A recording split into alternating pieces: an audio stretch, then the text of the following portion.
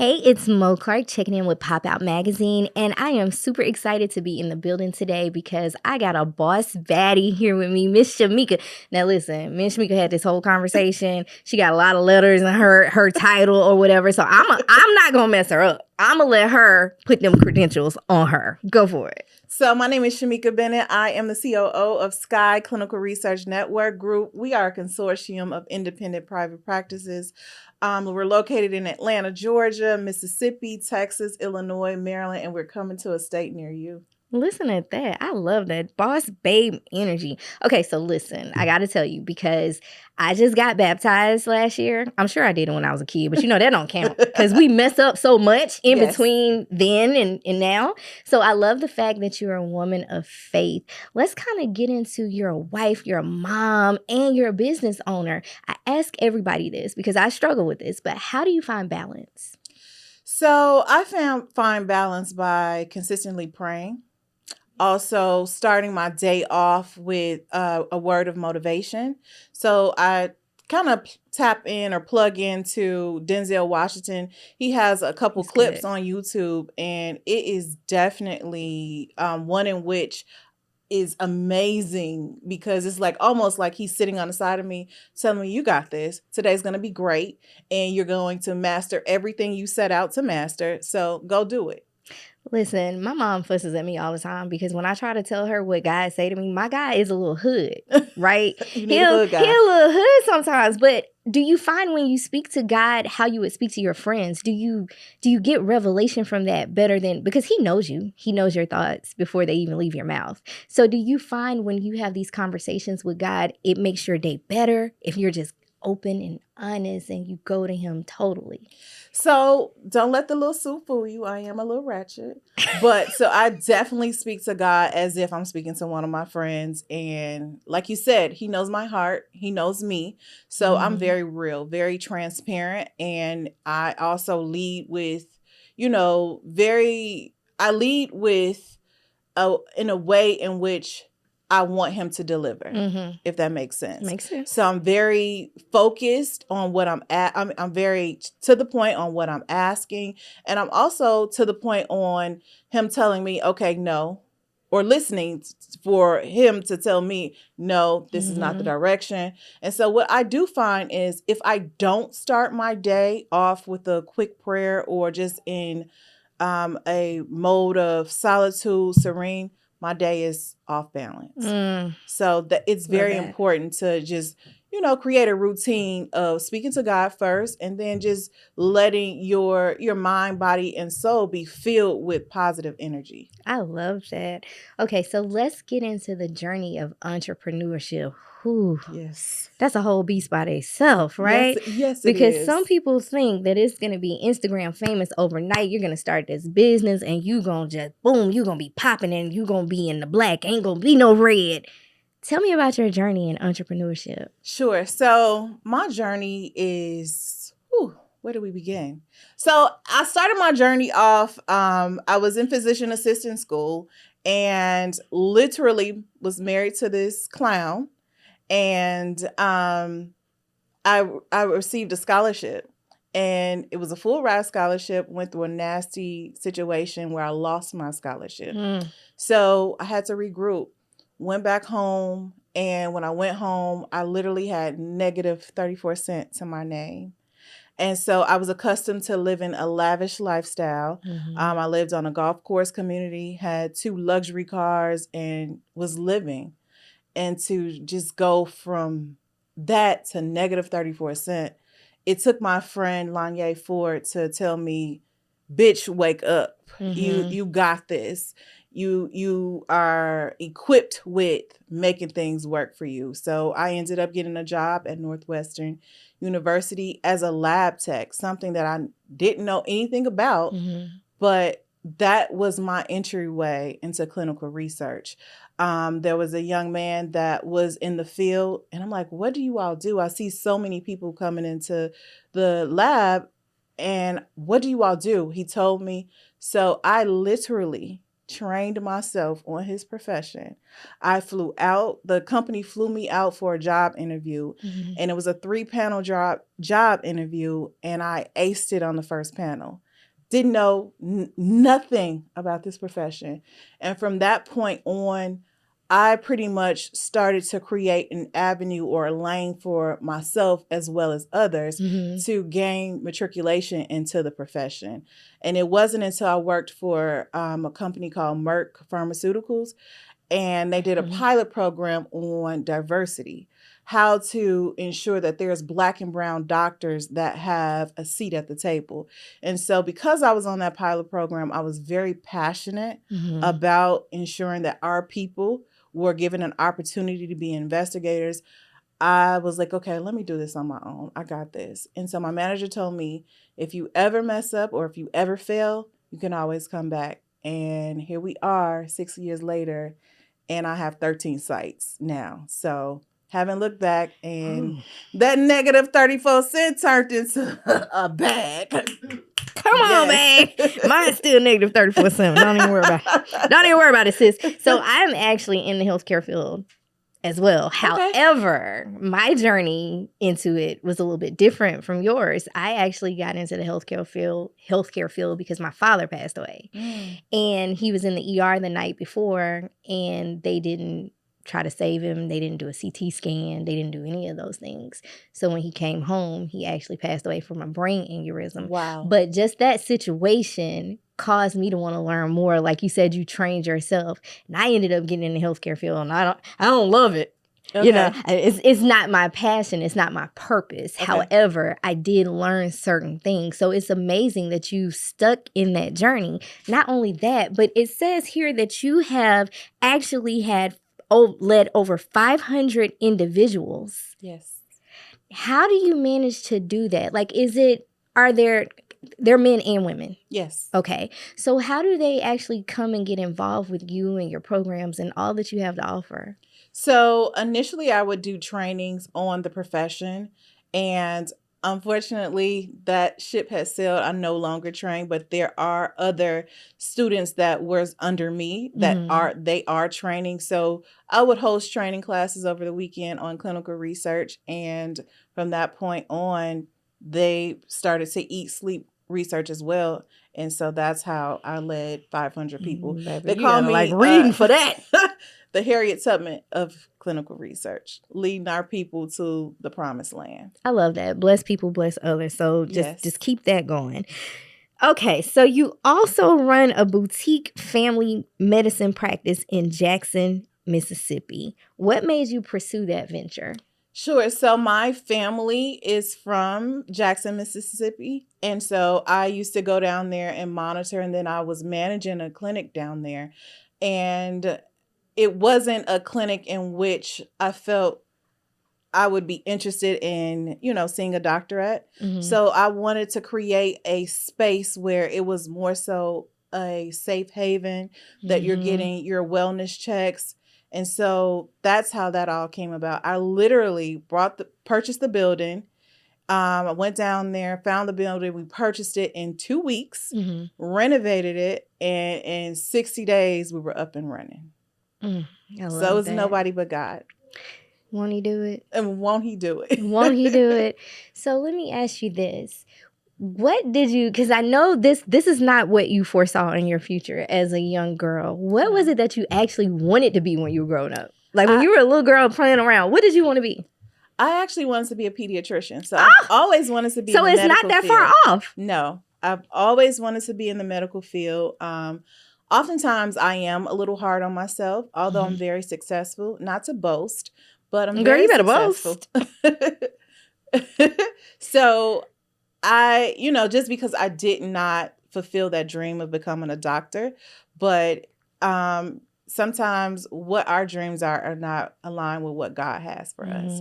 And I'm very appreciative, very thankful for this profession, because not only am I eating, my sister's eating, my family's eating, my friends are eating, their friends are eating, and some of their enemies are eating too. Hello. My grandma wanted me to be a nurse. Really? Yeah, so the way that I kind of sway her in this whole media thing is I say, Grandma, I was at Essence. I seen Patti LaBelle. So next time I go, you gonna see Patti too. I saw Run Isley, Grandma. Like, I tell her my stories and she's okay. But of course, she wanted me to do that whole nursing thing because, you know, for us Black and brown girls, that wasn't a thing back in the day, right? So I get it. But this is opening more doors as well. Yes, it is. So you better keep boasting on yourself because there's a difference between boasting and being cocky. It's when we start getting cocky that God come and knock us down a couple of levels. That's true. Right? And that is why I consistently try to remain humble, regardless of the doors that I'm going into, regardless of the tables that I'm sitting at. Well, eating that too. I still remain humble. Yeah. That's key. So what do you see yourself at in the next 5 to 10 years? What are your hopes for yourself? So in the next 5 to 10 years, I see myself actually managing sites within all 50 states. Eventually, I would love to be able to have a site over in Ghana. So we're working on some things with that. And then also my husband and I are leaning into the oil profession as well. So you stop dating a clown. You got a man that's supportive. Ooh, he got some cousins, some brothers. Are they on Tinder? Are they where are they? No. This is not the right interview. Okay. Sorry. Dial it back, Mom. Okay. So your husband is supportive. You have a supportive family. Very supportive. Like he's God's gift to me. I love it. So but I gotta ask you this because it's a lot of my friends and I, we have this conversation very often, right? When you are a woman and you're a creator, a content creator, a business owner, boss babe, whatever, some things around the house, you know, get a little, you know, you might not be cooking all the time. You might have socks on the floor or whatever. How does that work for you? Like, very interesting. So my husband is so supportive to the point of because he asks that I cook only 4 times a year. Again, does he have a cousin? I'm sorry, you said 4 times a year? Just 4 not 4 times a week. 4 times a year. And it's not because I can't cook, because I can burn in the kitchen. Okay. So, but because my Are they holidays? No, just regular, just cook 4 times a year. Is he really keeping track? He probably is a little bit. I ain't gonna even hold you. He probably 4 times is. a year? Just 4 times a year. So we have a chef. So she's cooking. He's just asking that my daughter has home cooked meals. So my workaround was, okay, we're going to get a chef. So we have actually a chef that comes in and she provides meals for us. And that's that. And then he loves, well, he say he doesn't love, but he loves washing. So he handles all of that. Then, of course, we have a cleaning crew. So he just lets me be me and go do what I need to do within the business. And he's also works within the business as well. So it's like we're very in sync. So where I lack, he picks up. That's the way it's supposed to be. I pick up. We're very equally yoked. That is the way it's supposed to be. We got to say this and put these clips on TikTok because the ladies on TikTok giving advice, they ain't got no man. And they leading us to disaster. Don't listen to them. Listen. It ain't the women listen to the woman. It's the men listening to the oh, I feed my man on a porcelain plate. Girl. No, ma'am. If you don't go get that hefty paper plate out there that part. We got stuff to do. Our parents had paper plates too. Don't be fooled. Don't be fooled. I'm glad somebody else vocalized it but me. And it's very successful and intelligent. And she can cook.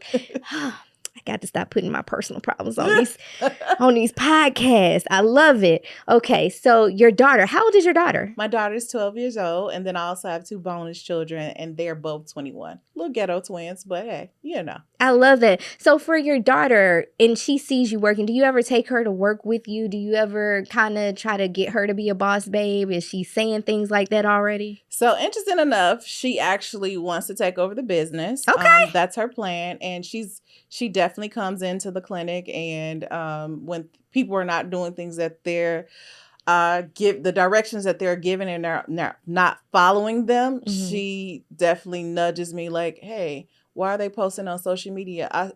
Because she follows some of the employees. Ooh. So she asks, why are they posting on social media? I'm like, they're posting content for the office. Calm down. Yes. Ooh, not the baby being a Yes. security. Oh Yes. my. Now I got to work on my kids too. Yes. Because the most I got was, Mom, you can't post that because the boys at school are following you and you can't be in workout clothes when you're not actually working out. Oh, wow.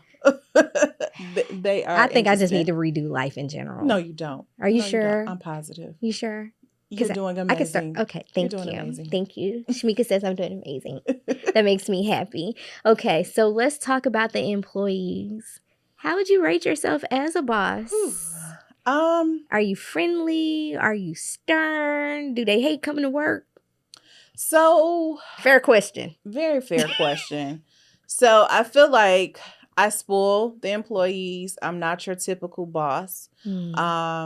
My employees have traveled out the country, Dubai, Jamaica, Cancun. So I just ask that my employees do what I'm at, just get the job done, and for me not to be stressed because they're not getting the job done. So I feel like I'm laid back, but I'm stern at the same time. Sometimes I feel like I might be taken advantage of because I have been nice. And so the new me may be coming out a little more stern. And it's appropriate because of some of the actions that have been displayed. But I love my team. We are family oriented. And I feel like we just need to just stay focused and see the vision of where I'm taking them. What would you say is the biggest misconception about you? The biggest misconception is that maybe I'm a little conceited, but I'm not. I'm very down to earth. Very. If you get to know me, but some people say that I'm a little like snobbish. I don't think so. I didn't get that. I don't get that either. I mean, but then again, I might be snobbish, and maybe we're like in the same club, and that's why I didn't pick Kindred souls. I didn't pick up the vibe. I mean, we're besties at this point, right? Kindred souls, but no, that is a misconception that I am snobbish, but I'm not. I'm very down to earth. You don't even like I'll even make friends in the grocery store. My husband has a problem with that. Like I'm like, hey girl, that peach looks good. I'm having a party tomorrow. You want to come? So it's like that. You know what? I think for me, it was always like when I go to events, I'm in and out. Right? I got a job to do. I'm going to come in. I'm going to do the interview. I'm going to take the pictures. I'm going to boom, boom, boom. Y'all ain't going to even know I was there until I put the content out. Yeah. And they were like, oh my God, you just look so mean. Like, it's almost like I have resting bitch face and I don't know it. Yes. I don't even know. It's that one eyebrow. How do you... Well, I draw mine on though. It's the one eyebrow when it's raised. It gives. So maybe I should try drawing it lower. That way, if it's raised, it'll equal. But you know what? We're in a season of being unbothered and unfuckwittable. I like know that. What I mean? So everyone could feel how they feel. You know who you are, and that's the season I'm in. I'm not in a season of trying to make people feel comfortable. Yeah. Because they're uncomfortable. Yeah. So. I was trying to do the math on it the other day. I was like, bro, I'm 42. Like, am I you really look trying great. Thank you. I appreciate it. My kids stress me out, but it's cool. I was like, am I really at a space in life where I'm trying to make friends to come to my birthday party? No. I mean, I don't even have birthday parties at this point. I can't do the clubs. It's too much smoke. It just. Oh, you giving auntie? I'm very much giving auntie, baby. I will look at. Actually, it's not auntie. It's settled. You're giving settled. Season. It's I'm comfortable with it. I leave that to my 24-year-old. Yes. I let her. Oh, you have a 24-year-old? Yeah. Okay, girl. Okay. Don't say okay. No, that's great. I tell everybody about her. She's into the whole rave type deal. Weird. Okay. She's what you call it? Alternative. Okay. That's different. That's different for us. It is. Kinda. What area did you guys grow up in? She grew up in Cobb County. Oh, okay. She should not be having these experiences like this. Yeah. I mean, society is different. Yeah. But I want to motivate them and I want to show them. So I'm thankful for women like you, like me, that are putting positive images out there because we see so many. Okay, let me alter my thought here for it come out the way I wanted to. There are so many moments that are televised that put us in a negative light at times. It does. And so I'm glad that we are having this dialogue so that we can show our little Black Black and brown girls that there is more to life than what you're seeing that's being televised. You can be something different than what you're seeing on TV. I love So that. I wish we can get back those Cosby shows, the different worlds, because watching those shows, that actually is what motivated me to go to a HBCU, seeing that. So I think, like I said, if we can get back to that space, our children will also have that motivation, not just the parents telling them, you go to HBCU, go to college, go to college. They're seeing it, and it's like, put in their face, like everything else is put in their face. So that should be put in their face. I mean, we still love Gracie's Corner, though. Yeah, we love Gracie's They Corner. got beats for days, period. They're helping us bond with the kids. Love it. Gracie's Corner and Dora the Explorer. Love you. So, do you have any plans to do reality TV? Speaking of putting positive images out there. I do not. You do not? No. Are you against it? I am. Are you against it because of the reality TV curse kind of thing? Yes. And then too, I am somewhat, so my executive assistant had to really push me to do this interview because I'm more so a behind the scenes. Mm-hmm. And so now they're wanting me to be out. Yeah. So this is new for me. Mm-hmm. I just wanted to just, go do my job, be great in the world, but also be behind the scenes. Yeah. So I don't have a desire for reality TV. So with you being out in the open, how do you feel? Like, do you feel like, oh my God, I can't wait to get this over with, or this is kind of dope? Like, how you feeling? It's actually dope. The conversation is dope. What comes of it, I'm a little nervous about, but I'm open. If it's where I'm supposed to be, it'll go where it needs to go. I love that. So before I let you go, is there anything that you want people to know about you, your brand, or your business that we didn't discuss? Any G14 classified files that we need to know about? I want us to know to be comfortable with clinical trials because, as we know, for example, Manjaro is a compound that was tested in clinical trials, and now we have so many companies that's creating this compound when you can actually come to Sky Clinical Research Network and get it for free. So why pay $1,200 when you can get it for absolutely $0? So come check us out. We're in Jonesboro, Georgia, and we are currently enrolling for 3 incredible weight loss trials. Weight loss? You got something for weight gain? Weight gain? No, we don't have anything for weight gain yet, but I'm sure maybe something will come along. And we're not talking about surgery. We talking about weight gain in all the right places. Like, I don't want to take something and then I look 5 months pregnant when I'm not and not trying to be. I wanted to hit the right places. So unfortunately, not right now. Okay. All we're doing is concentrating on getting individuals healthy with the obesity, trying to control obesity, because now obesity is now considered a disease. Is no longer a symptom or a diagnosis. It is actually a disease. So now so many pharmaceutical companies are creating compounds to combat that disease, and it works. Yeah, girl, it works. I lost 62 pounds. I've seen the Ozempic wave. Yes. I think it's weird that every time somebody slims completely down, they give Ozempic credit. And it's not always Ozempic. Right. You have Zepbound. Then you have a Saxandy. So it's so many different compounds that's out here that's aiding with weight loss. I told y'all she was smart. Y'all hear that? I can't even spell half of what she just said, but it's okay. It's all good though. So tell everybody, well, I don't know if you're going to want to tell them this because you shy. But tell everybody where they can find you and follow you at in your platform. So you can find me at Sky, SKYCRNG, and also Miss. Actually, I don't even know my Instagram name.